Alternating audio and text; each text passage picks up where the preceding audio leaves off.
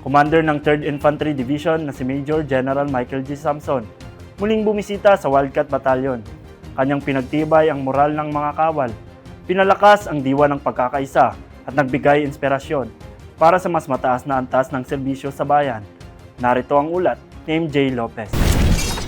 Mainit na pagpugay ang pagtanggap ng mga opisyal at enlisted personnel ng 24th Infantry Wildcat Battalion ang pagbisita ni Major General Michael G. Samson ng Philippine Army, kasalukuyang commander ng 3rd Infantry Division na minsan ding namuno sa nasabing unit.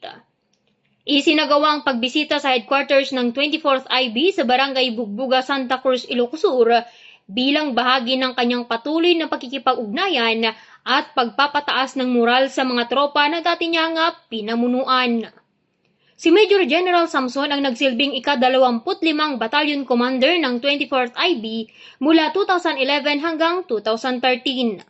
Sa ilalim ng kanyang pamumuno, higit na pinaigting ang kahandaan sa operasyon, pinalawak ang ugnayan sa komunidad at pinagtibay ang profesionalismo ng bawat kawal.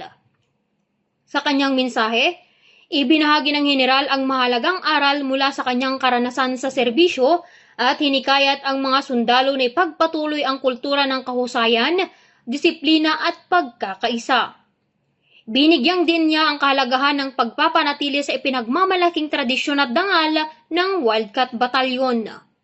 Naging makabuluhang pagkakataon ng pagbisita hindi lamang para sa pagbabalik tanaw, kundi para higit pang pagtibayin ng samahan at bigyang inspirasyon ang kasalukuyang hanay ng mga kawal sa kanilang patuloy na pagtupad sa tungkulin. Nananatiling matatag ang 24th Infantry Wildcat Battalion sa mandato nitong pangalagaan ang seguridad at kapayapaan ng mga komunidad sa Ilocos Sur.